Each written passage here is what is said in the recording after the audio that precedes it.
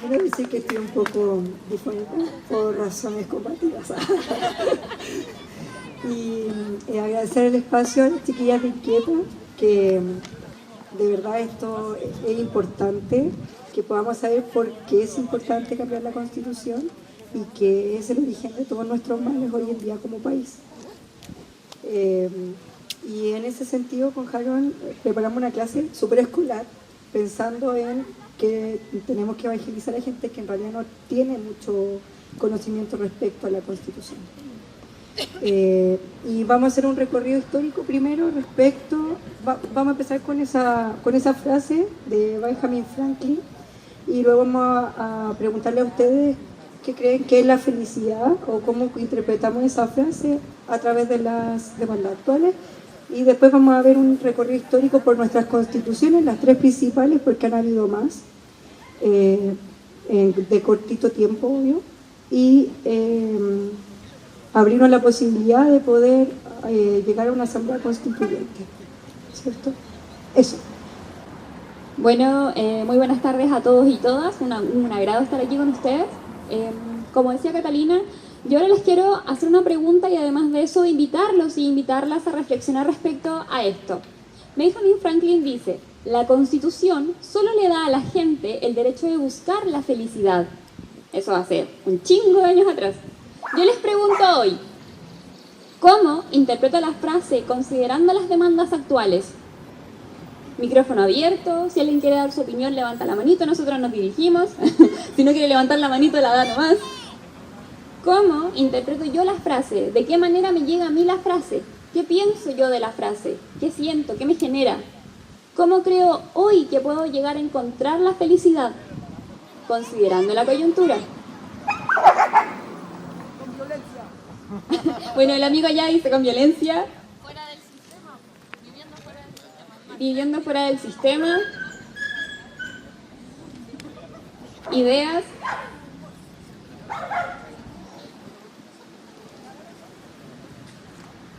Por allá también pueden ser, ¿no? Claro, mi compañera me dice, ¿ustedes se consideran felices? Se nos olvidó preguntar eso. ¿Se consideran felices? ¿Alguien se considera feliz?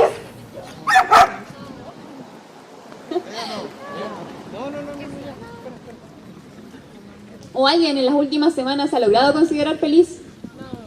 ¿Cómo se han sentido? ¿Tristes quizá? ¿Enojados? ¿Cuál es la razón de tu enojo? La desigualdad, el desinterés por parte de la gente. ¿Cómo, perdón? El desinterés, la desigualdad, bueno, el enojo viene de la rabia de la acumulación de pico en el ojo. Eso es, no hay otra manera de decirlo. No estamos en la sala formal, así que ahora mismo el vocabulario. Ya. Entonces, ya, bien, enojo, ¿cierto? Ante la desigualdad y los 30 años, se supone. Ya, pero ¿por qué la frase son 30 años y no 30 pesos? No son 30 pesos, son 30 años. ¿A qué hace alusión esa frase, principalmente?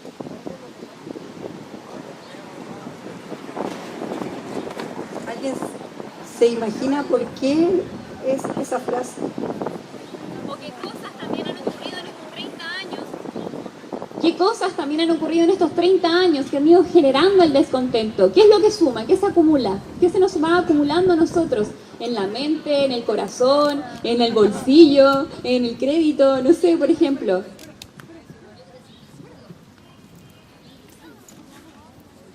Bueno, yo creo que 30 años, como dices tú. Yo me acuerdo cuando estaba el sí y el no. Estuve ahí metido en el sí y el no. No voté ni por el sí ni por el no. Nosotros creíamos que había otra alternativa, una alternativa de lucha, independiente al sí y al no. Ganó el no, con un margen que a última hora en las noticias, como hoy día vemos, ¿cierto?, era impresentable.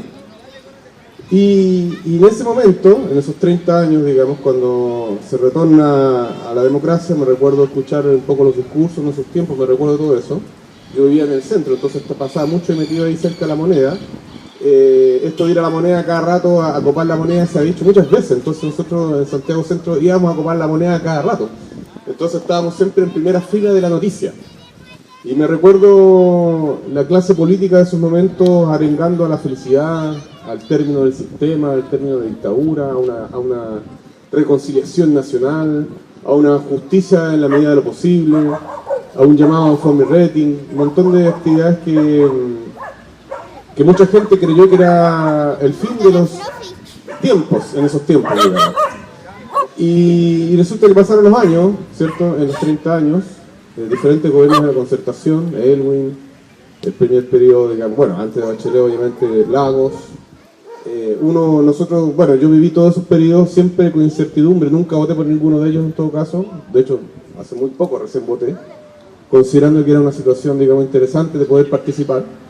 Pero esos 30 años acumulan justamente las promesas como sobre la mesa, en el fondo, las cartas tiradas respecto a un modelo económico que no cambió y que por el contrario fue profundizado por la socialdemocracia chilena. Socialdemocracia que además vendía la imagen de un país mucho más jaguar, que venía, digamos, a salir de la dictadura, un momento oscuro. Entonces hay un montón de variables, no es una cosa solamente única, son muchas variables, muchos actores, muchos momentos de promesas, de avances políticos y retrocesos que hacen que esos 30 años en el fondo sean un cúmulo de, como dice la niña ahí con la amiga, rabia respecto a un sistema que vende una pomada y que no cumple, digamos. Y no solo un sistema, sino que una clase política que en el fondo se instaura y comienza en el fondo a usufructuar económicamente de un sistema. Hoy día tenemos senadores con 9 millones de pesos. O sea, esto empezaba progresivamente con los años a subir cada vez más de precio en el fondo. Y esa misma clase política era incapaz de decir, bueno, pero paremos, ¿qué estamos haciendo, digamos? Y hoy día te ves que no solamente, digamos, el tema de los 30 años o los 30 pesos tiene que ver con el metro. Yo me acuerdo habernos tomado la primera vez el metro porque había subido 10 pesos y en ese tiempo valía 110. Entonces nosotros pagábamos 100 pesos como secundario, año 87. Pagábamos 100 pesos y nos subieron 10 pesos. Y esos 10 pesos significó que nos tomáramos el metro. Durante varias semanas. Muchos detenidos, mucha gente herida. Y logramos parar los 10 pesos. Me recuerdo también el tiempo de Federici, no sé si se acuerdan de Federici, la gente de la Universidad de Chile. Había un ministro que se llama Federici, que gracias a movilizaciones también fue destituido, pero siempre medidas de maquillaje. Entonces, en el fondo, si tú te das cuenta, la acumulación de los 30 años, está bien dicho eso, porque es eso, son promesas no cumplidas frente a un sistema que ya colapsa, y no colapsa solamente en Chile, sino que en todo el mundo, en toda la región.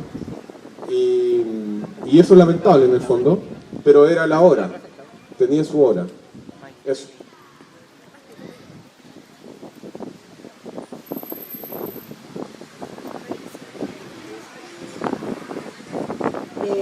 ¿Alguien más que quiera?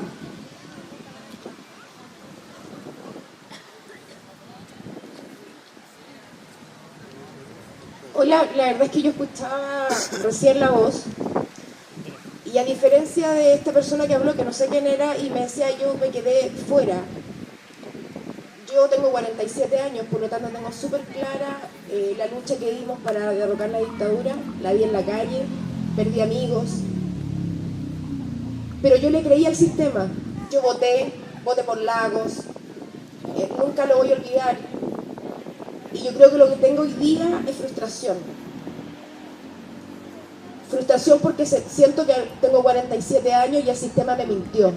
Me mintieron los políticos, tipos como Escalona, que en ese tiempo era el presidente de la Juventud Socialista, y yo era súper soñadora y soñaba con la lucha, con la calle, y el hueón me mintió, porque el hueón se vendió al sistema y ganó la plata que quiso, y yo seguí en la misma mierda. Hoy día sostengo una familia con 5 hijos, endeudada 25 años para poder tener mi casa propia, tengo una pyme que se cae, la levanto de a poco, y el sistema en el fondo todas las promesas se volvieron agua. Entonces hoy día cuando veo al cabro en la calle, el cabro que saltó el torniquete, me siento tremendamente identificada desde mi frustración. Tengo pena, he sentido miedo, he llorado de miedo, ver los milicos en la calle para mí fue tremendamente traumante de nuevo.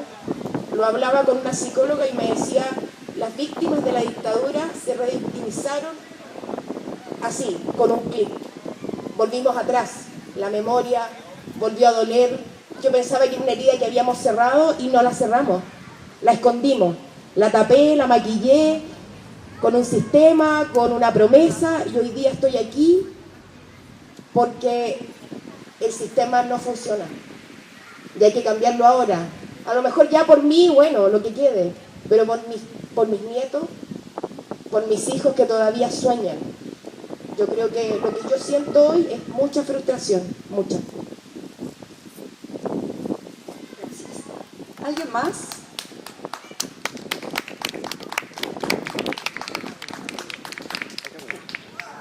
Bueno, nosotros, nuestra hipótesis de clase es que el origen de todos nuestros males es esa cosa que se llama Constitución, que ojalá la pudiéramos quemar.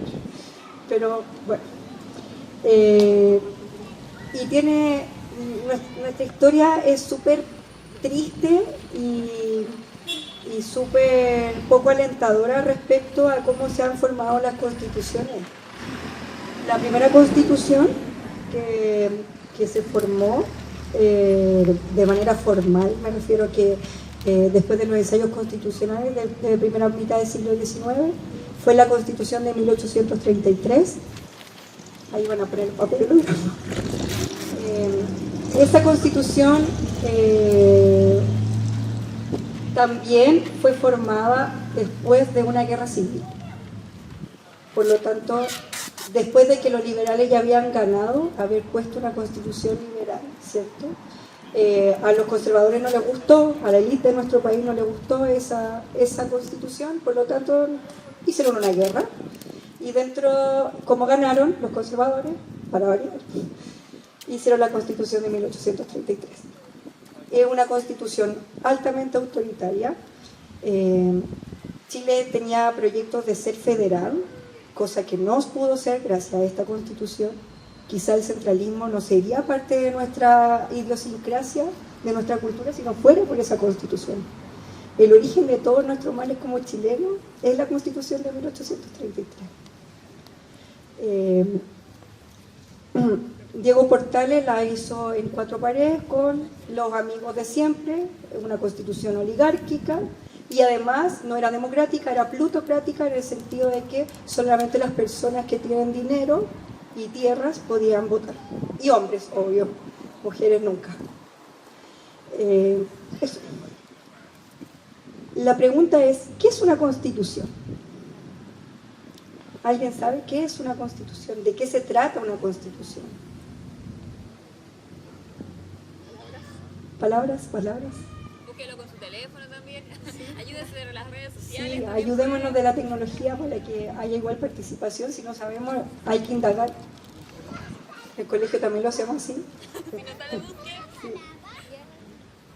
¿Alguien sabe exacto, o tiene una idea de lo que significa una constitución?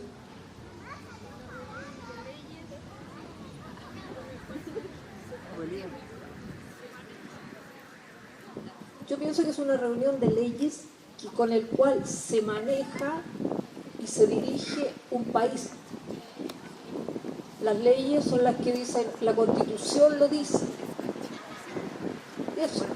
Eso pienso yo, que es una reunión de leyes que se han hecho y buenas y malas, pero hoy día hay que cambiarlo. No tenemos alternativa. ¿Alguien más? No. ¿Qué están haciendo?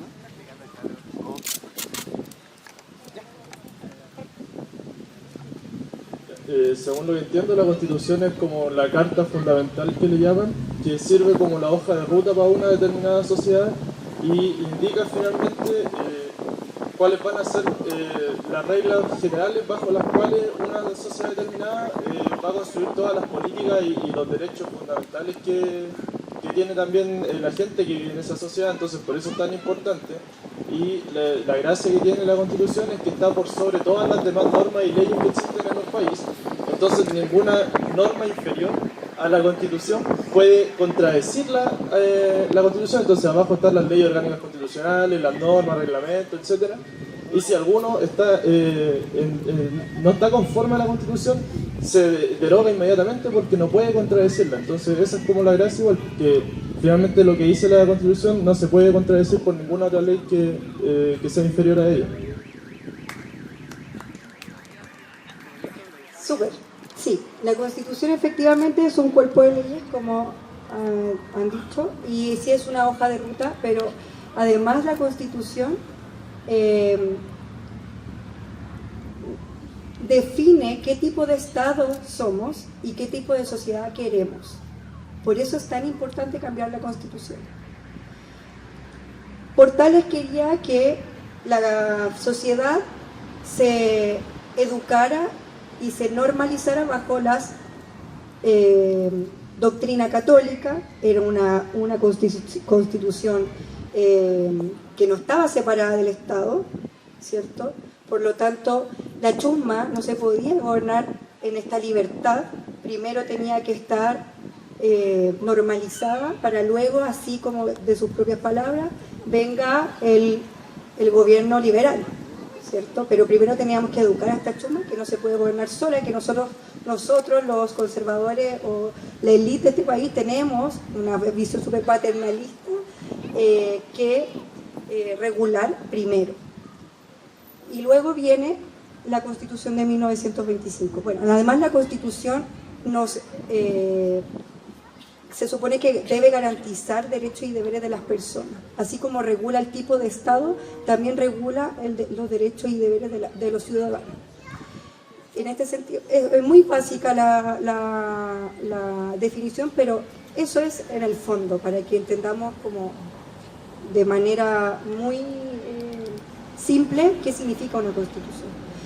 Por ejemplo, en la Constitución del 80 dice que Chile es una república democrática.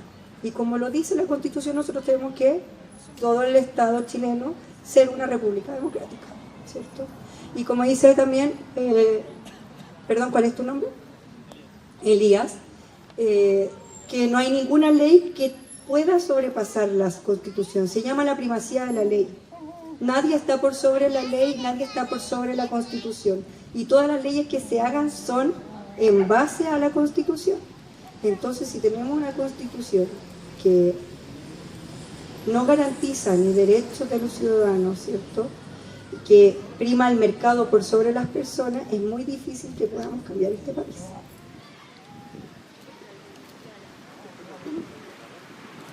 Como explicaba Catalina, la Constitución de 1833, creada por Portales, es de carácter autoritario, conservadora y autoritaria. Nos dicen qué es lo que tenemos que hacer, cómo lo tenemos que hacer. Luego, con el gobierno de Alessandri, vamos a tener un cambio constitucional, ¿ya? La Constitución de 1925 viene a reformular un poco la Constitución conservadora del 33. Sin embargo, la Constitución de 1925 presenta los ideales del liberalismo económico, ¿ya? ¿Alguno o alguna sabe o tendrá una idea de qué será el liberalismo? Si yo les digo que es liberal, ¿qué se les ocurre que puede ser? La del 33 es conservadora, Iglesia Católica, voto censitario. Si yo les digo que la del 25 es liberal, ¿qué diferencia tendrá con la del 33?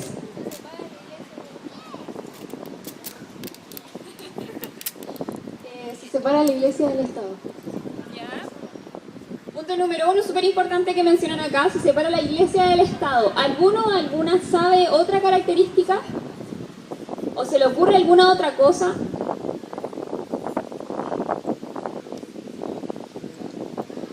Quizás por el lado más económico.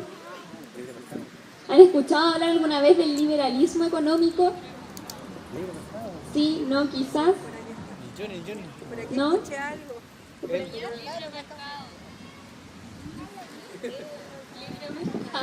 Pero de nuevo. Libre mercado. Como dicen acá, la idea del libre mercado.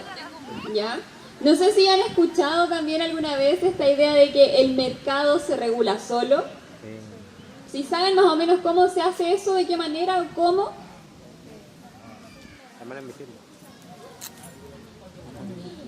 Por la oferta y la demanda. Bien, ya vamos construyendo el concepto, ¿cierto? Tenemos, se separa la iglesia del Estado por una parte, como decía la compañera ya, ¿ah? Claro, como decía Caro, el libre mercado donde el Estado se regula, o sea, el comercio se regula solo por medio de la oferta y la demanda. Cuando se instaura la Constitución del 25, esta Constitución es liberal y va hacia un liberalismo económico. El mercado se regula solo y el Estado no debe intervenir en el mercado. ¿Ya? ¿Me van entendiendo? ¿Se entiende la idea? Es liberal, no está con la iglesia, es diferente. Pero aún así el Estado no interviene en la economía. Cuando el Estado no interviene en la economía o cuando no se está haciendo cargo de este rol económico, si va a tener una idea o una idea diferente respecto a asegurar las garantías sociales de la población. ¿Ya? Este Estado se concentra en una idea de bienestar. ¿Ya? Es un Estado benefactor. Este Estado benefactor va a tratar de asegurar ciertas características sociales a su población. Por ejemplo, educación, salud. Garantías mínimas para que su población pueda vivir y pueda estar bien.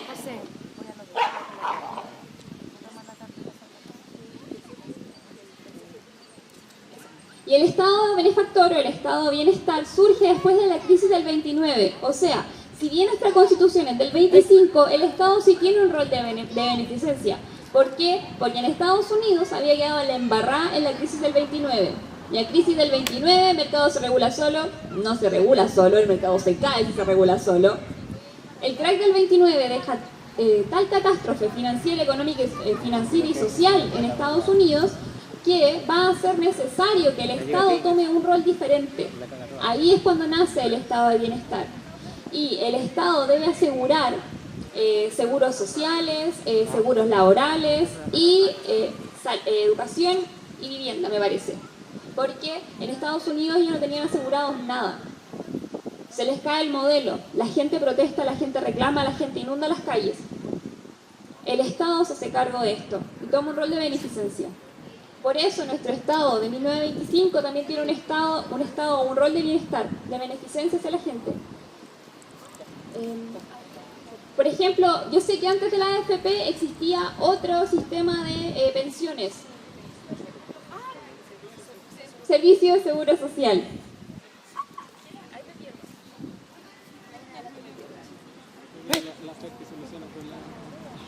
¿Alguien podría explicar más o menos de qué se trataba el servicio de seguro social, perdón? ¿Cómo de qué se trata? ¿Alguien de la audiencia sabe de qué se trata ese? ¿Ah? Sí.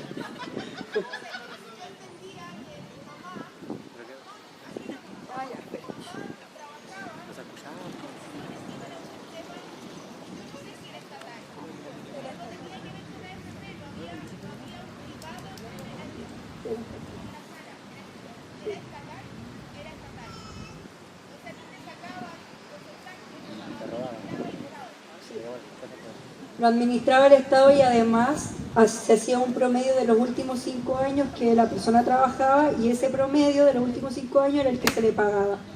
Que también era un poco injusto porque si la persona trabajaba, por ejemplo, por 500.000 pesos, en esa época no existían esos valores, pero por 500.000 pesos y de repente los últimos 5 años trabajó por 300.000 pesos, se le iban a pagar 300.000 pesos y no los 500.000 pesos que ganó siempre. Entonces, ¿ah? Sí, y al revés también. Los que ganaban muy poco, ¿cierto? Antes, exactamente.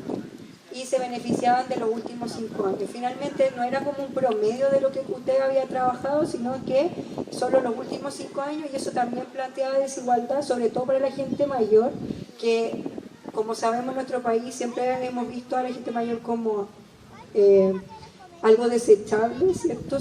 Sostenido también en el modelo económico, por lo tanto muy adulto, trabajo muy poco podía conseguir. Entonces, si bien era mucho más justo que lo que tenemos ahora, también tenía sus dificultades para las personas. Eso. ¿Qué más? Aclarar también que la Constitución de 1925 también se hace en un momento de crisis social, ¿cierto? Está el ruido de sable de los militares, de Carlos Ibáñez del Campo, ¿cierto? Que amenazan al Congreso, hay una expulsión de Alessandria después vuelve, y el parlamentarismo que no estaba... yo siento que la época de 1925 se parece mucho a la que estamos viviendo ahora, en el sentido de que nuestros parlamentarios gobernaban para ellos, para la élite, ¿cierto? Se ganaban sendos sueldos, pero había una cuestión social. Habían conventillos, la gente estaba muriendo de hambre, la migración campo-ciudad, producto de la salitrera, producto de la crisis que se produjo en Chile después de durante la Primera Guerra Mundial, que nosotros siempre hemos sido monoexportadores, siempre hemos exportado una sola cosa. Primero dependíamos del trigo, después dependíamos en la colonia, después dependíamos del salitre y luego del cobre. Siempre ha sido una sola materia prima y siempre vendemos esa materia prima en bruto para que la manufactura la haga en otro país y nosotros la compramos acá mucho más cara. Entonces, los salitreros fue la crisis de la Primera Guerra Mundial, producto de que los alemanes crearon el salitre sintético y eso hizo que los europeos no compraran salitre y nosotros quedábamos con una pobreza enorme en este país mientras nuestros parlamentarios engordaban. Entonces los militares en esa época, como era profesional pero no tenía la característica profesional que tiene ahora, estaba en pañales el profesionalismo militar en esa época, no ganaban tanto y se van al Congreso y hacen sonar sus sables en el Congreso de los militares, y eso provoca que haya como esta cuestión que se vivió yo creo que al principio de la democracia, y que cualquier cosa que hicieran nuestros políticos en democracia, los militares iban a tomarse de inmediato el poder. Ya, en ese contexto se hace la Constitución del 25. Por lo tanto, nuevamente es un contexto de crisis. Y ahora vamos a hablar de por qué tenemos que cambiar la del 80.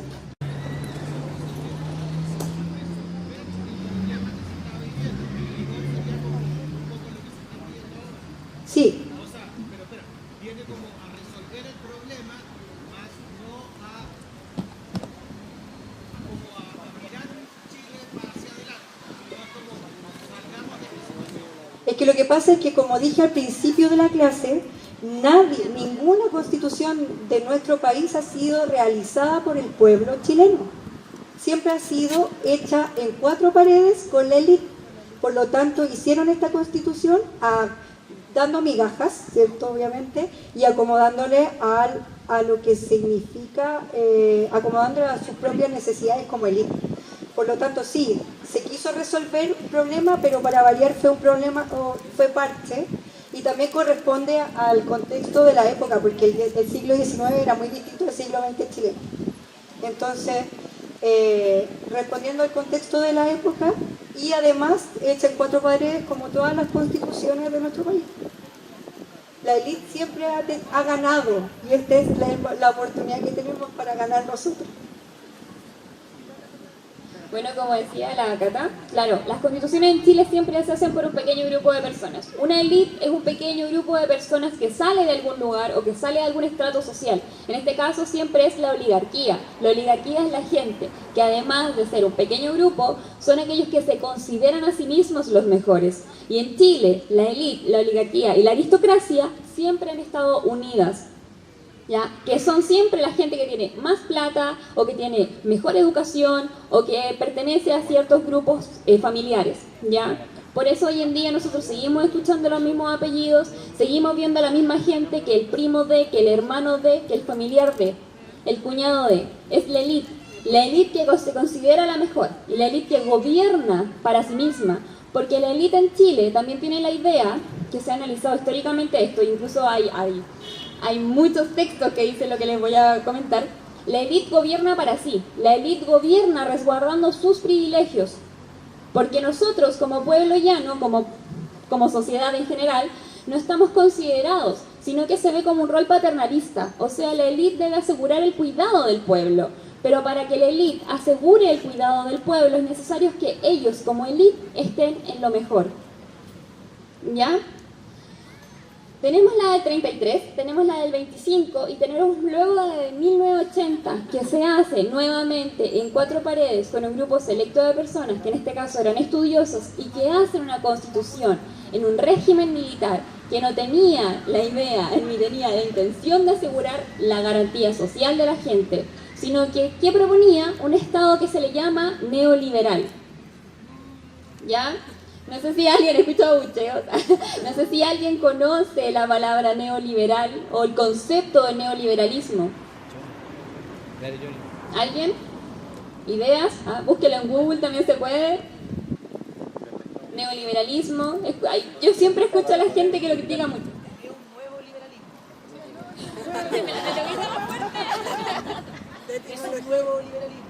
Ya, es un nuevo liberalismo. Ya, descomponiendo la palabra, claro, es un nuevo liberalismo. Pero, ¿qué característica tendrá? Si en el liberalismo, por ejemplo, ligado al económico, teníamos un Estado benefactor que se hacía cargo de la calidad de vida de las personas y que dejaba que el mercado se regulara solo. ¿Qué cambio tendrá? No llegó allá.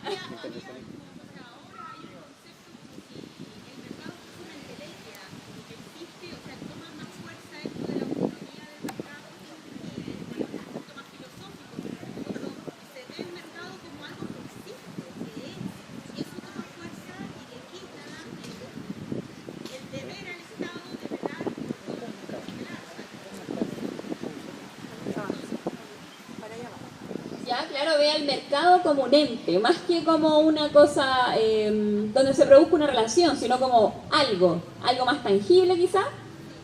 ¿Ya? ¿Alguno o alguna tiene algo que agregarle a eso? Más salvaje, un liberalismo más salvaje. Ya, un liberalismo más salvaje va directamente para allá.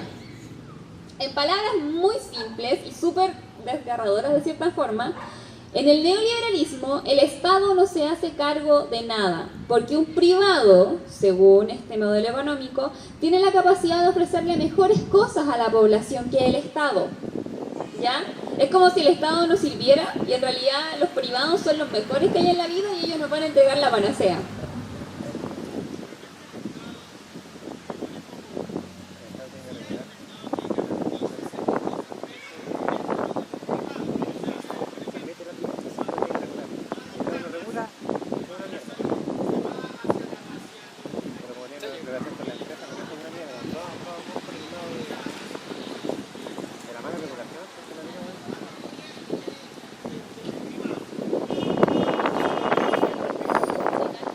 Sí, mira, lo que pasa es que el neoliberalismo lo que postula es que no haya ninguna intervención del Estado, salvo cuando el privado lo necesita.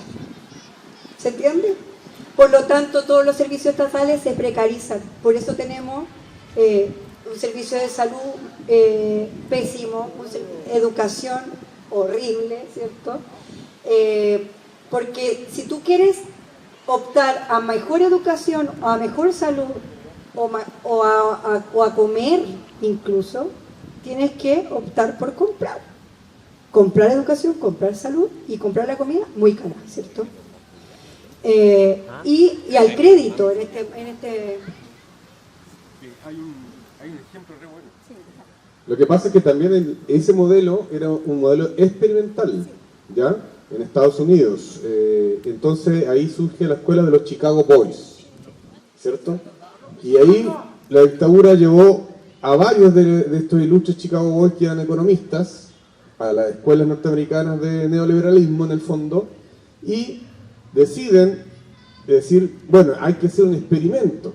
Entonces levantaron la mano ahí los chilenos y dijeron, ya, hagámoslo en Chile esta weá. Y te voy a contar que aquí en la isla Maipo había uno de ellos, Hernán Vigi. Hernán Vigi tiene su casa familiar ahí en el frente a la Caricar. Paradero, ¿cuál es el...? 15. Yo lo conocí porque yo vivía al lado, entonces entraba y salía el viejo. Bueno, que no era tan viejo en ese tiempo, acuérdense que tenía el corte como de pelela, ¿se acuerdan, no? Como rubio así de pelela. A mí me llamaba la atención porque era como divertido, era como un payaso hablando de economía. El Vigi nos puso a todos en la pizarra y nos mostraba en esos tiempos cómo era el modelo neoliberal de la garantía de la política del chorreo.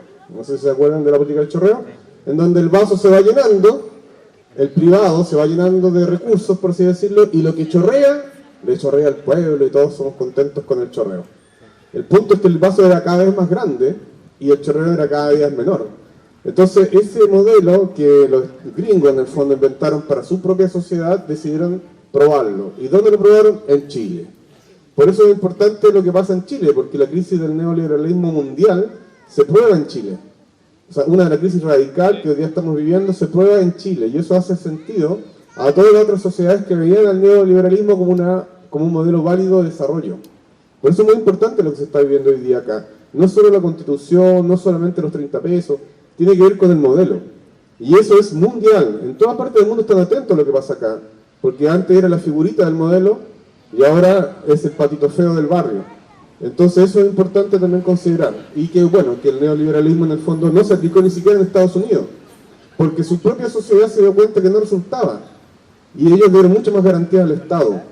Aquí, sin embargo, no fue así.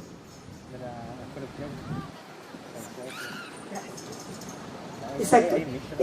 Durante la dictadura, Chile fue un laboratorio económico y ha sido hasta el día de hoy un laboratorio económico. Pero, si bien tú dices, no es solo la Constitución, es la Constitución finalmente quien sostiene el modelo. Si la Constitución dice que no es que lo diga, sino que está intangible, dentro de uno la puede leer, pero no puede ver la palabra neoliberal en la Constitución, ¿cierto? Pero uno va sacando por conclusión, a medida que va leyendo la Constitución, que es una Constitución neoliberal. Entonces, si la sacamos de ahí, esa visión, esa filosofía económica, la sacamos de la Constitución, podemos, sin duda, cambiar positivamente para el pueblo, ¿cierto? Nuestras vidas. O sea, finalmente, como decía Elías, que al principio, que es como la hoja de ruta de los estados. Entonces, si sacamos finalmente esa característica neoliberal de la Constitución, podríamos asegurar también un poco más de justicia social.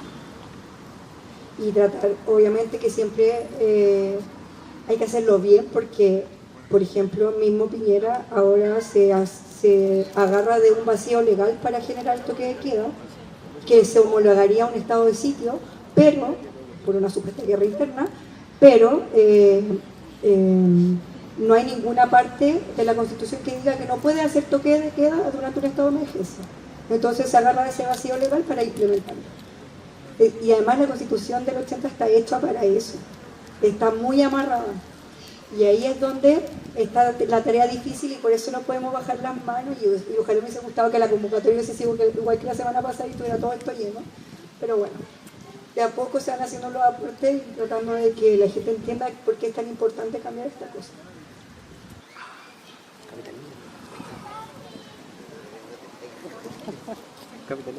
Y como decía Manuel allá, a lo que tú te refieres cuando me dices que pone plata el Estado para algo, se le llama un Estado subsidiario. Esa es la palabra, el Estado subsidiario es el que le entrega un aporte al privado para poder que haya más camas, haya más remedios, haya lo que haya, ¿ya? Por eso este rol estatal donde uno dice, ya, pero el Estado lo va a subsidiar, el Estado lo va a financiar, pero es solo por eso. Es solo porque dentro de nuestra Constitución y el tipo de Constitución neoliberal que tenemos, el Estado es subsidiario, ¿ya? Y es un Estado que no va a ir en el beneficio social. El Estado no se va a hacer cargo de esto porque va a pensar siempre que un privado lo va a hacer mejor. Por eso tenemos estas desigualdades, por eso tenemos dos sistemas de salud, por eso tenemos sistemas, colegios privados, colegios particulares subvencionados y tenemos colegios municipales. Por eso siempre hay dos, por eso también el Estado no se hace cargo, por ejemplo, de los servicios públicos, ni de las carreteras, ni de la electricidad, ni del agua. Por eso el Estado no se hace cargo, porque el privado lo puede hacer mejor. Por eso también se va a la concesión, y se le entregan las concesiones por años y años. ¿Ya? Estado.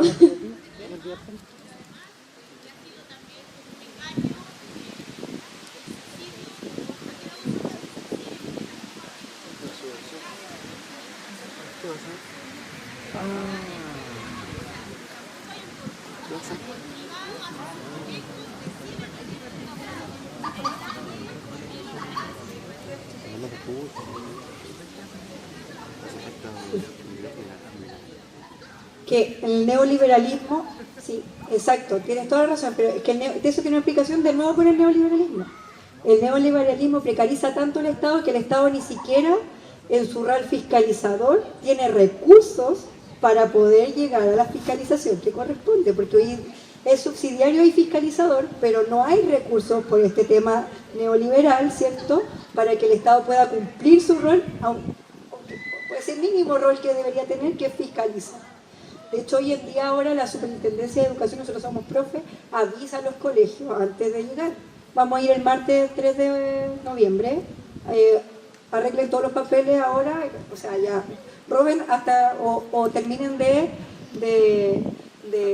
regularizar todos sus papeles de aquí al 3 de noviembre y nosotros los vamos a ver, a no ser que haya una denuncia de algún apoderado, de algún estudiante a superintendencia. Entonces ahí pueden llegar, pero no avisan, pero para lo que significa el tema administrativo, y dicen, y te vamos a revisar tal cosa.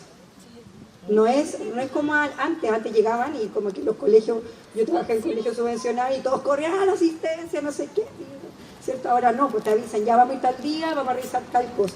Contratos, vamos a revisar libros de clase, vamos a revisar... No, obvio que no.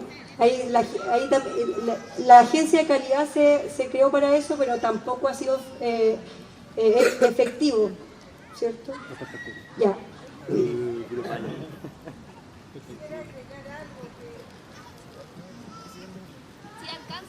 Sí, dale nomás. Ayer en el Paseo Bundes vi a muchas educadoras de párvulo y técnicos de párvulo, ¿ya?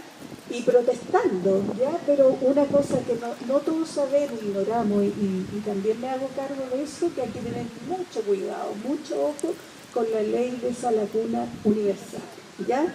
Y que está latente en este momento. ¿Por qué razón? Porque eso también terceriza. El Estado se hace a un lado y ¿quién participa ahí? Los privados, ¿ya?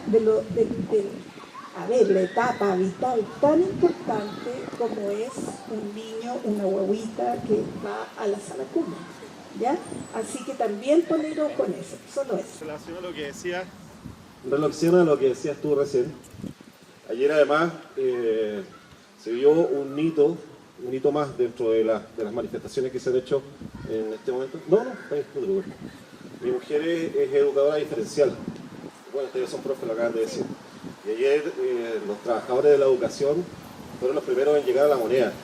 Dentro de todas las manifestaciones que se han realizado, fueron los primeros en llegar a la moneda. Mis felicitaciones para ustedes. Para mí es un orgullo que mi mujer participa de esto. Ella también es educadora. Así que nada, pues yo quisiera que todos me acompañen con un aplauso a la chiquilla porque tengo que ir. Gracias, porque ustedes son el futuro de Chile. Y como decía usted, desde mi punto de vista, y como soy el esposo de una persona que trabaja en educación, siempre he tenido la sensación de que la labor que ustedes desarrollan es equivalente a la que hace un médico cirujano y que deberían estar en niveles de salario más o menos en los mismos cánones. ¿Por qué? Porque en el fondo nosotros las únicas personas las que ponemos nuestras vidas en las manos de los médicos, pero la verdad es que también las vidas de nuestros hijos las dejamos en las manos de ustedes. Día a día, cada vez que nuestros hijos van a estudiar y quedan a cargo de las personas que trabajan en educación, las vidas de ellos están en sus manos. Entonces, siempre he tenido esa sensación de que la labor que ustedes desarrollan es tan importante como la de los médicos. Por lo tanto, siento que una de las grandes injusticias que se ha cometido hasta ahora ha sido no darle mayor importancia, más relevancia a la labor que ustedes desarrollan. Así que nada, pues que sea más fuerte el aplauso a las chiquillas, gracias por lo que hicieron. No podemos quedar más, pero algún día ellas van a estar en sus manos.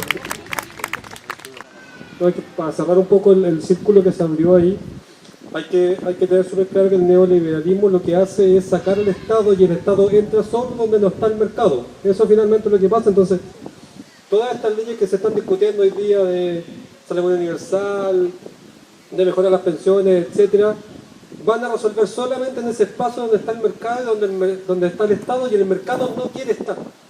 Por lo tanto, no sacamos nada si no cambiamos la Constitución para modificar eso de fondo y de raíz y no hacerle un barniz por encima.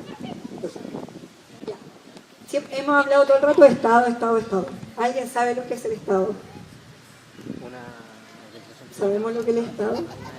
Es la definición de una organización criminal. Es que el Estado es como algo omnipresente, es como Dios, así por El Leviatán. metafóricamente hablando. Yo hago clase en segundo ciclo, que es de quinto octavo, y la Jarón hace de primero cuarto medio. Cuando yo explico esto en sexto básico, quinto básico, les pregunto, ¿qué es el Estado? Y ya, no, nadie sabe qué es el Estado, menos a esa edad, ¿cierto? Son chiquititos y son conceptos complejos, abstractos. Entonces yo les digo, ¿usted ha visto al Estado caminar? No lo ha visto caminar, no lo puede tocar, pero lo vive todos los días acá en el colegio. Porque el Estado es un conjunto de instituciones que se supone que funcionan para el bien de las personas. Se supone, lo digo por el contexto que nosotros vivimos, ¿cierto? En ese caso entra la Carabinero, los centros de salud, ¿cierto? Por eso mismo se supone. Centros de salud, educación, ¿cierto? Y un sinfín de instituciones que operan para el bien común, para el bien de la sociedad. Pero nosotros nunca lo podemos ver ni tocar, es omnipresente, es como Dios, exactamente. Pero se supone que todo este engranaje tiene que funcionar para que nosotros seamos felices. Por eso la Constitución, y lo que decía Benjamin Franklin, apela a eso, que la Constitución nos debe hacer felices. Felices porque el Estado tiene que funcionar tan bien que nosotros tenemos que ser felices a través de ese funcionamiento. Entonces, ahora vamos a hablar sobre nuestra posible Constitución 2020, porque nosotros estamos súper positivos. ¿Por qué tenemos que cambiarla? ¿Por qué tenemos que cambiar la Constitución? ¿Alguien puede decir por qué cree que hay que cambiar la Constitución? A partir de la clase, lo que usted sabe. Ya, porque no representa la necesidad. Por segundo. Ah, claro, ya. Muy bien. ¿Quién más? Porque si continúa esta Constitución, este neoliberalismo va a ser inamovible. Y eso es lo que tenemos que hacer, mover este neoliberalismo para poder hacer que el Estado se haga cargo de, como dice la frase, de nuestra felicidad. Porque si no, no es posible. Porque se va a hacer cargo el privado y el privado no le importamos realmente.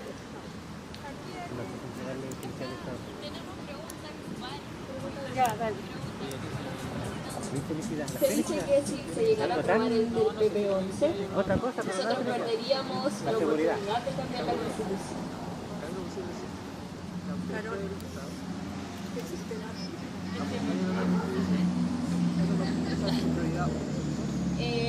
Bueno, no sé si saben o alguno de ustedes sabe qué es el TPP-11. Ya, bueno, el TPP es un tratado, un acuerdo que se está haciendo entre 11 países diferentes de todo el mundo en general. Honduras, Guatemala, México, Canadá, menos Estados Unidos porque Estados Unidos se salió. A fines del año pasado Estados Unidos abandona el TPP porque antes eran 12 países y ahora pasan a ser 11. ¿Qué pasa? El TPP es un acuerdo de libre comercio. Nosotros ya tenemos acuerdo de libre comercio con todos estos países, así que una de las razones por las cuales se le critica es ese. Pero también se habla que el TPP nos permitiría o nos estaría impidiendo legislar respecto a algunas cosas dentro de nuestra misma orgánica, porque estaría amarrando ciertas características económicas que ya tenemos en Chile. Por ejemplo, uno de los grandes peros que se le pone al TPP es que si nosotros tenemos algún inconveniente comercial interno, iría a una corte internacional.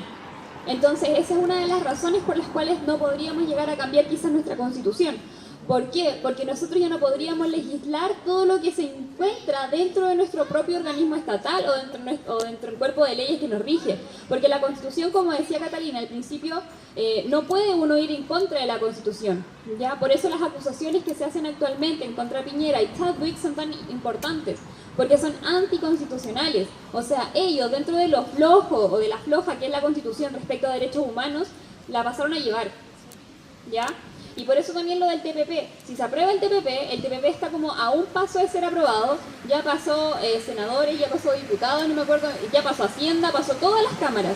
Está al último paso de que sea aprobado. Pero no sé en qué momento se va a hacer el trámite porque hoy día cambió la agenda. Entonces, ese es uno de los cuestionamientos que se le hace al TPP. Y el TPP, además de eso, estaría regulando en muchos otros aspectos, que es semilla, agua, exportaciones, relaciones internacionales, privacidad, control y acceso a las redes sociales también, información de nosotros.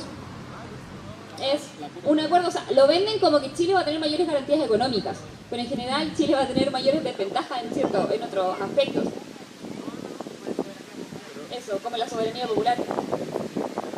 O sea, si se aprueba el TPP, nosotros no tenemos nada que hacer porque todo tiene que ser, todo lo va a ver organismos internacionales y nosotros es como que somos entes dentro de un país. O sea, de hecho, se destruye el tema país incluso porque tendríamos que recurrir afuera, ni siquiera podríamos resolverlo nosotros. Así de peligroso es ese proyecto. ¿Pero existe la posibilidad de que no se apruebe? O sea, con esto, con lo que se está viviendo, sí, porque iba viendo un poco, falta muy poco para que ya se aprobara. Pero justo llegó esta coyuntura que hizo que frenara todo. Pero existe la posibilidad, por ejemplo, de que finalmente por algún mecanismo legal no se apruebe o ya Sí. se aprobó. Sí, de hecho, no me acuerdo cómo se llama el senador, pero hay un senador que hizo una acusación contra el PP y decía que era anticonstitucional. Y lo hizo. Y mandó la querella la mandó a los tribunales constitucionales de Chile y también hizo la consulta, no se hizo la consulta indígena. Todas las leyes que se deben aprobar en Chile deben pasar por la consulta indígena. Y no se hizo la consulta indígena. Entonces por eso se tiró el TPP para atrás y por eso está ahí como en stand-by. Porque primero puede llegar a ser anticonstitucional porque nosotros, nuestra constitución, no podríamos legislar dentro de nuestro propio territorio, sino que algunas cosas irían a cortes internacionales. Lo que va en contra de esa cuestión que está ahí. Y también porque no se hace la consulta indígena. Entonces son dos pero. En este caso, ya resolviéndose eso, haciéndose la consulta indígena, yo estoy prácticamente segura de que irían en contra de lo que es el TPP. Podría tirarse para atrás esta cuestión. Podría. Todavía hay luz de esperanza. Como que toda esta coyuntura social nos da mucha luz de esperanza respecto a muchas cosas. ¿Y qué pasaría, por ejemplo, si se aprobara el TPP? ¿Se aprueba el TPP? No cagamos. No podemos parar. Dejamos la cagada nomás. Porque Quemamos al país. nosotros aquí tenemos que levantar algo más que incluso la Constitución y que la escriban los pequeños burgueses de nuevo, escriban la Constitución política. Tenemos que tener un ojo ahí nosotros como pueblo. Los que tienen que escribir esta Constitución tiene que ser el propio pueblo, a través de las asambleas populares, a través de los modos ejecutivos que nosotros le demos a este asunto y acabar con las mentiras que nos dice la burguesía, porque los que están arriba, los políticos porque son de la burguesía, ellos ya lo dijeron, todos los que son el Frente Amplio, todos los que son RN, todos los que son la derecha internacional, ellos están con la burguesía. Y aquí lo que tiene que cambiar para siempre, tiene que escribirse una constitución que sea una constitución revolucionaria, que cambie con los intereses de las grandes potencias, de los monopolios internacionales. Tenemos que cortar lazos con el Fondo Monetario Internacional para que podamos hacer una constitución como corresponde. Eso creo yo. Entonces pregunta, dentro de la Constitución yo entiendo que ahí también se enmarca las formas de reforma de la Constitución. Sí, aquí vamos. Y eso, porque sé que hay algunas trampas y no alcancé a entenderlas. Siempre quedo sospechando de la letra chica. La siguiente pregunta es ¿cómo se puede cambiar la Constitución? Está difícil, pero se puede. Hay tres formas de cambiar la Constitución, que nuestra propia Constitución lo establece, ¿cierto? Estamos hablando de lo que la Constitución, hay dos formas que la Constitución establece y una que no establece la Constitución, que es más radical. Eso déjala ahí.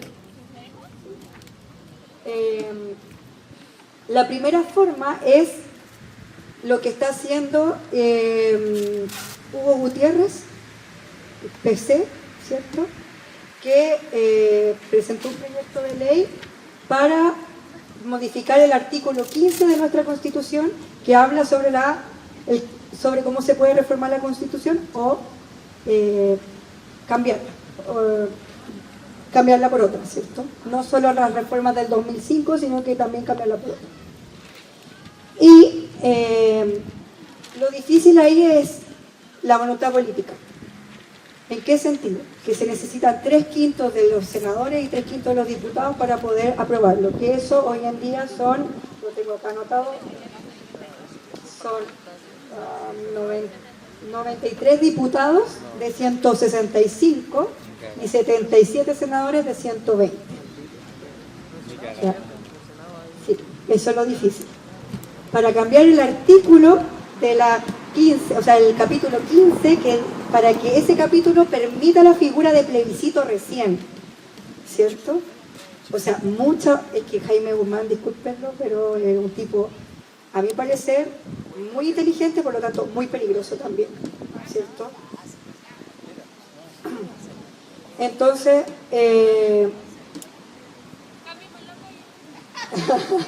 sí, cambiemos la calle. Entonces 93 de 165 y 77 aproximadamente, porque con los nuevos números no da exacto el quórum, más encima. Entonces, si se llegara a conseguir ese quórum, yo he leído que hay voluntad política, pero uno no sabe, uno lo que dicen para la tele y otro lo que se haga en la práctica, ¿cierto? Ya. Si se establece ese quórum, Piñera o el presidente o presidenta de turno lo que puede hacer es vetar al Congreso, ¿cierto? Y cuando el presidente o presidenta veta al Congreso, se puede recién llamar a plebiscito, porque hay un desacuerdo entre los dos poderes principales del Estado, que son el Ejecutivo y el Legislativo.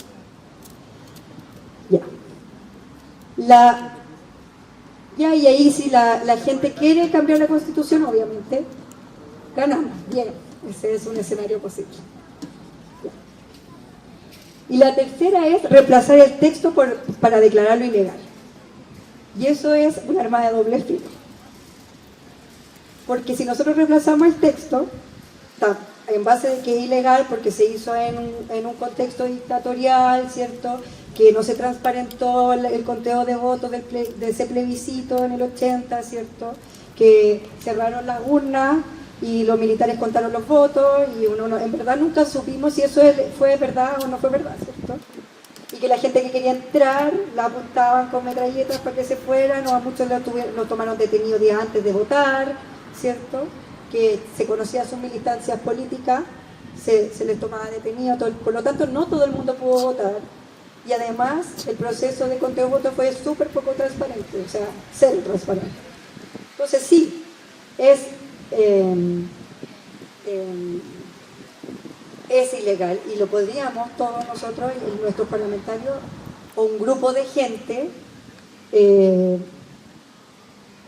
declarar ilegal el texto. Pero el problema es nuestras Fuerzas Armadas y del orden, que nunca han sido progresistas. Por lo tanto, si llegase a pasar algo así, es muy probable que pase lo mismo que pasó hace tiempo atrás, ¿cierto?, en el 73, y que los militares se tomen el poder de manera violenta, ¿cierto?, y se persiga a la gente. Entonces, esas son nuestras tres. Hasta el momento, por lo menos ya hay un diputado, ya hay un diputado que está en la medida 1. La idea es que nos lleguemos a avanzar a la medida 3, ¿cierto? Ahora si no queda de otra. Pero esas son las tres formas que se pueden cambiar la Constitución. Solo esas tres. Y la idea era que lo alentáramos, pero alentarlos, pero no sé si los dejé con mucho ánimo.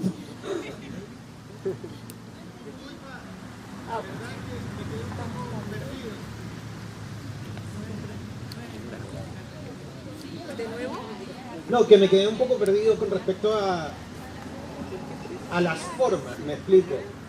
En el fondo lo que se necesita es un plebiscito, ¿no? Pero para tener la figura del plebiscito tenemos que modificar el artículo 15. Claro, esa es la primera forma. La segunda forma es a través de una modificación de ese mismo artículo, ¿cierto?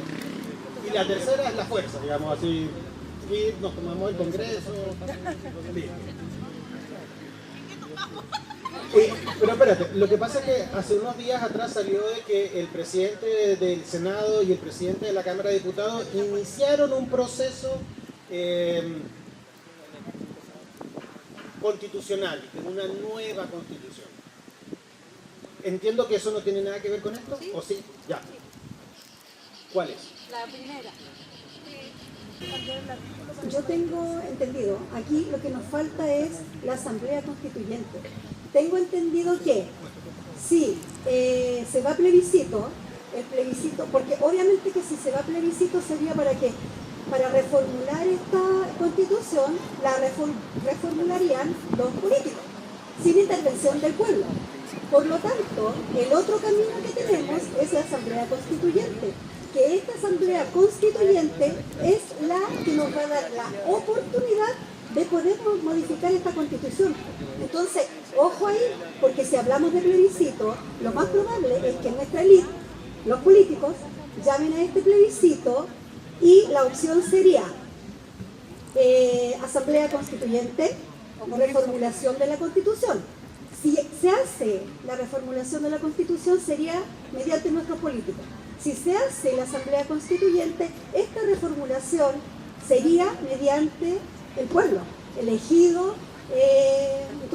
Entonces, finalmente lo que me da miedo es que si se está dando este tipo de clases, se está hablando de este plebiscito que puede ser, que se puede dar, nuestras autoridades van a manipular esto a través de la televisión para desinformar a la ciudadanía. Entonces la ciudadanía, ¿qué va a decir?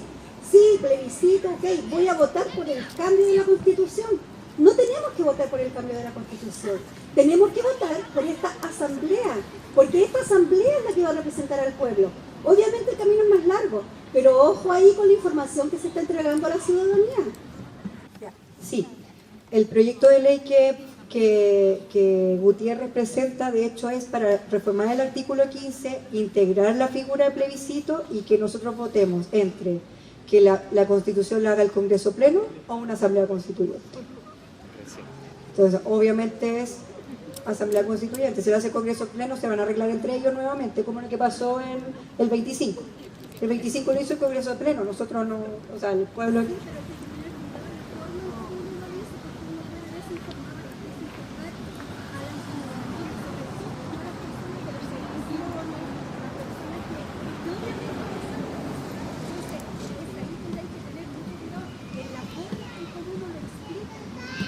Está bien, sí, tienes razón. Lo que pasa es que primero quería explicar la forma y luego irme a la explicación del proyecto de ley. Primero explicar la forma y después la explicación del proyecto de ley. Sí, entonces, para reformar entonces el artículo 15 se necesitan ese quórum y el proyecto de ley lo que quiere decir es que se llama plebiscito y que nosotros elijamos cuál es la forma de hacer la nueva constitución, ¿cierto? Lo importante es que nosotros hagamos asamblea constituyente, ¿cierto? Y aprobándose eso ya se podría reformar la constitución, pero necesitamos la voluntad política primero. Por supuesto. Exacto, sí. Imagínate que Sudáfrica apenas se liberó, hizo una nueva constitución y una de las constituciones más libres del mundo. Es tan libre que hasta los sudafricanos le tienen miedo a su propia constitución. Entonces, nosotros salimos de la dictadura y seguimos con una democracia, con una constitución dictatorial, o sea, tampoco responde al contexto. Esto que está planteando, a ver, entiendo que por nuestra forma de gobierno, las leyes, las urgencias y qué sé yo, las pone el gobierno, ¿verdad? Sin embargo, esto que se está planteando a través del presidente de la Cámara, más algunos otros diputados, ¿cuáles son los tiempos? Porque en definitiva, bien, se puede plantear y qué sé yo, pero si esto es de aquí a 3 meses, bueno, la cosa se va poniendo un poco más difícil. 15 de diciembre. 15 de diciembre se vota. 15 de diciembre la fecha que postula este proyecto para hacer la modificación del capítulo 15. O sea, tenemos hasta el 15 de diciembre para conseguir 93 diputados. Sí, exactamente. Lo que pasa es que también, antes de... Hay otro mecanismo en el que se puede llevar un plebiscito antes de que se modifique el artículo 15, que es ejercer presión directa al presidente, porque el presidente puede llamar al desarrollo de un plebiscito sin la necesidad de la modificación del artículo 15. Y actualmente grupos de diputados y diputadas están presentando han ido a presentar ciertos proyectos para que el presidente apresure ese proceso legislativo en cuanto a la votación de un futuro plebiscito que se podría desarrollar. Se puede saltárselo. De hecho, el único que está facultado para llamar a plebiscito es la figura del presidente. Exacto. Pero pensando en que ni siquiera nos han escuchado con la otra demanda, yo no sé si se va a sentir eludido con el tema de los... ¿Cierto? Para felicitarlo. Exacto. ¿Alguna duda hasta aquí? ¿Alguna duda hasta aquí? Bueno, eso es. ¿Cuándo vamos a marchar? ¿Cuándo vamos a la marcha? Más que nada también preguntarles, ahora que damos por concluido quizá esto que les podemos entregar también, nos interesa saber qué es lo que les queda, qué es lo que aprendieron quizás, qué es lo que les interesó, qué es lo que les gustaría saber más adelante. Uno nunca sabe lo que puede pasar. ¿Les gustó? ¿No les gustó?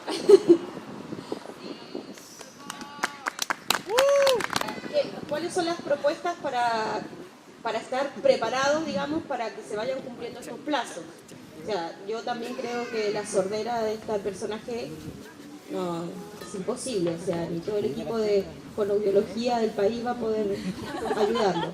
Pero sí, ¿qué podemos hacer a nivel de comunidad para poder, bueno, yo creo que lo que decían de la información es claro, los que somos profes podemos meter esto harto, pero ¿qué más? ¿Qué más se puede hacer que sea como más tangible, que esté listo, que esté preparado?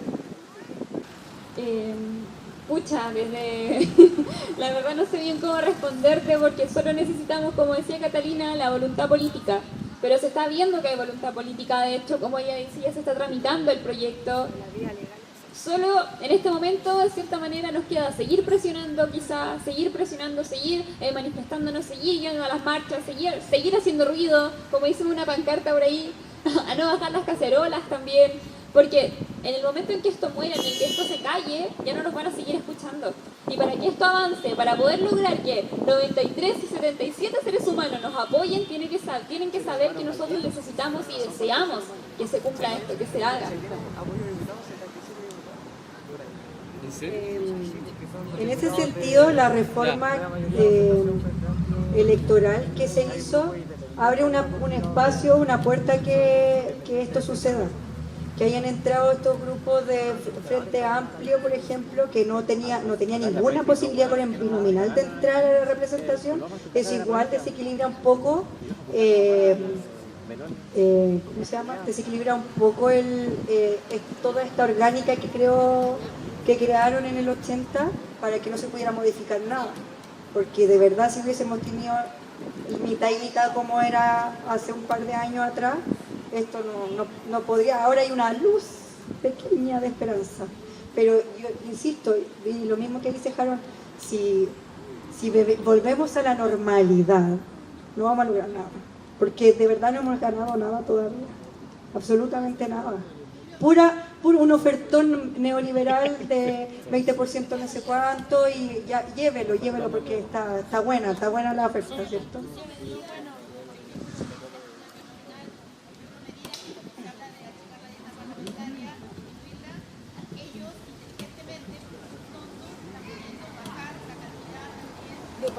Por supuesto. ¿Para dónde va? Exactamente.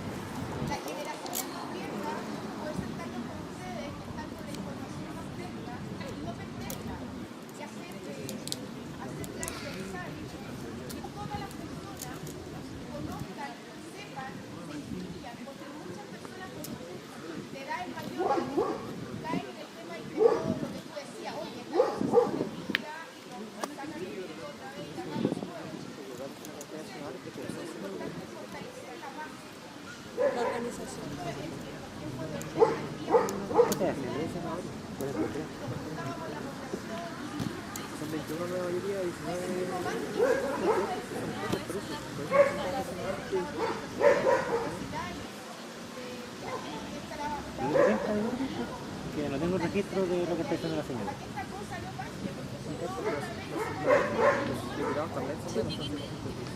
Sí, yo, perdón que voy a dar una opinión. Cuando la semana pasada estaba todo este tema del toque de queda y que la gente no podía ir al trabajo, muchos tuvimos que quedarnos en casa, en el caso de nosotros nos suspendieron las clases. Pucha, mi hijo cuando yo llego a la casa me dice a dormir. O sea, él sabe que el espacio que tiene conmigo es porque se va a acostar. Entonces,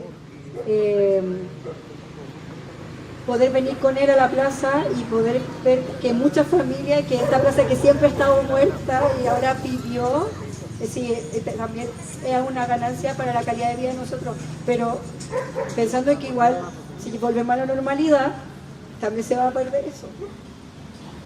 Algo que me pasó el lunes en la jornada de reflexión que se hicieron en la mayoría de los colegios, mis alumnos, y creo que a los que son profesores les pasó, no son los mismos.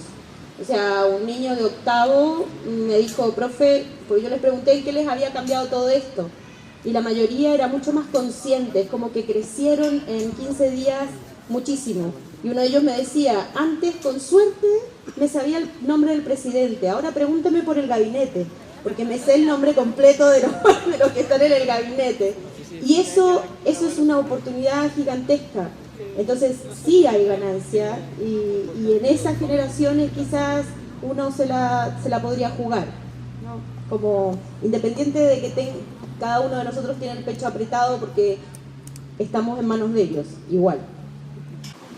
Bueno, yo en primer lugar quiero agradecerle a ustedes el tiempo, la dedicación, pararse acá y explicar un tema muy complejo, no es fácil. Y nada, pues yo quiero agradecer mediante un aplauso a ustedes por todo lo que hicieron en este momento. Y hacer un llamado a...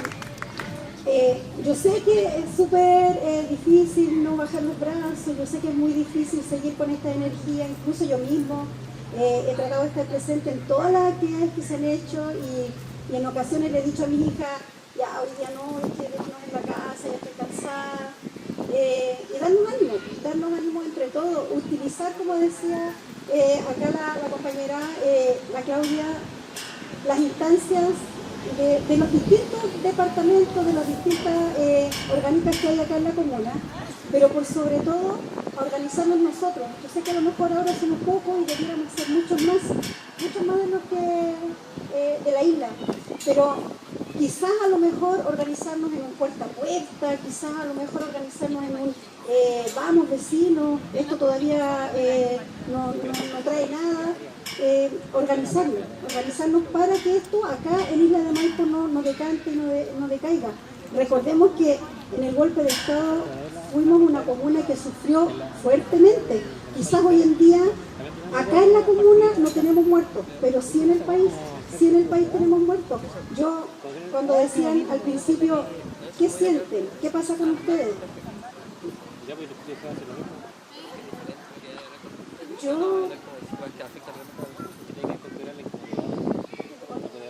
Pero tengo pena. Tengo pena porque jamás pensé que mis hijas iban a pasar por esto. Nunca. Entonces, no bajemos los brazos. Hagamos algo. Siento que esto está decantando acá en la isla. Y he participado en todo, he participado en Maitén, he participado en el Bicentenario. Hagamos algo. Ustedes, yo veo mucha gente joven acá.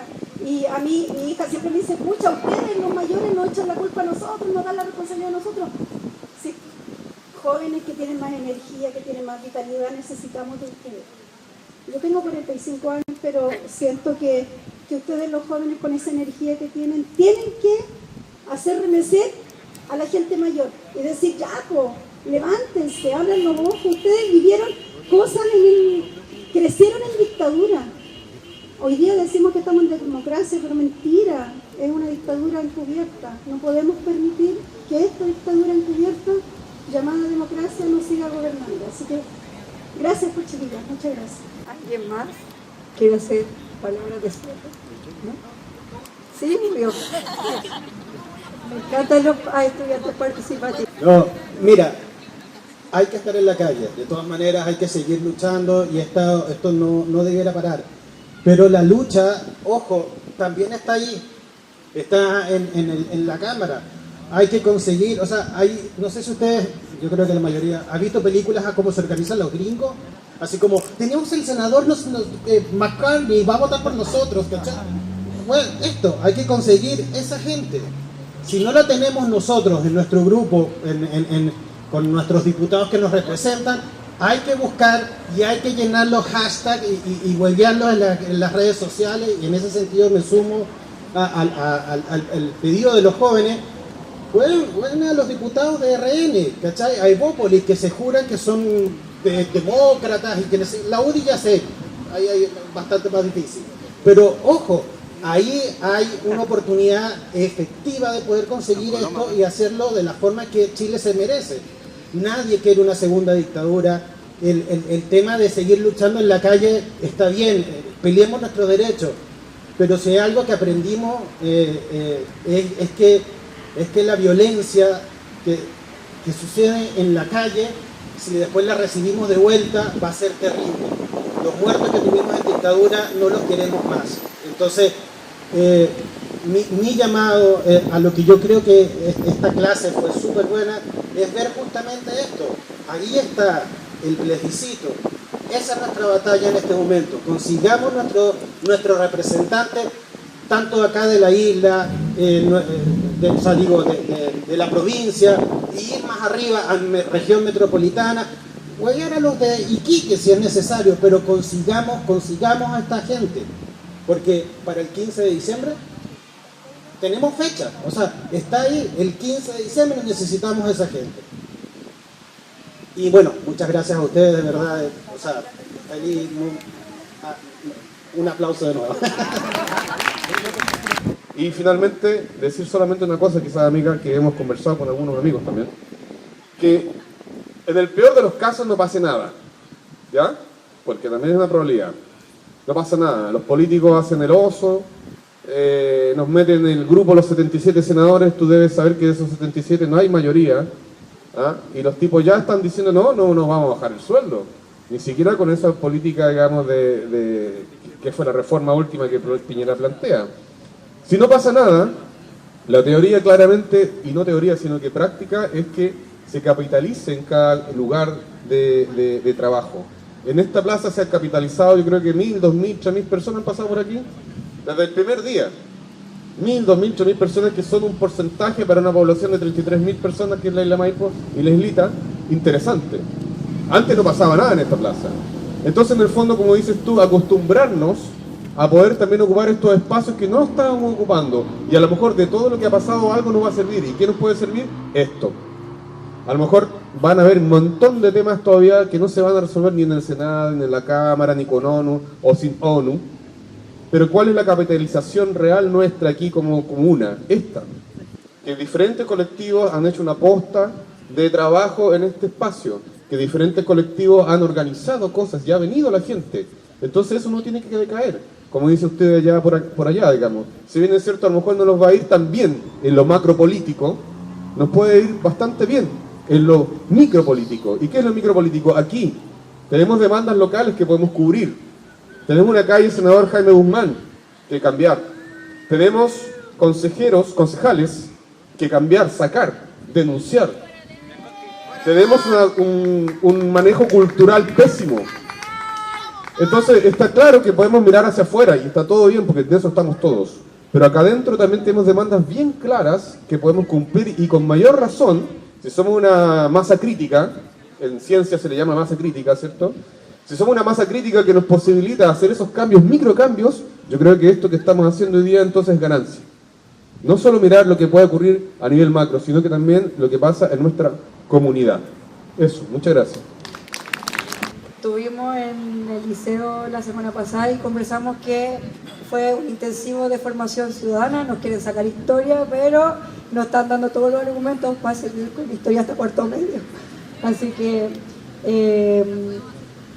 eso, pues yo en lo particular como profe de historia, a pesar de que tengo todo el acceso al conocimiento y sé cómo acceder al conocimiento, había muchas cosas que yo no tenía idea y que con esta semana o recordé o conocí.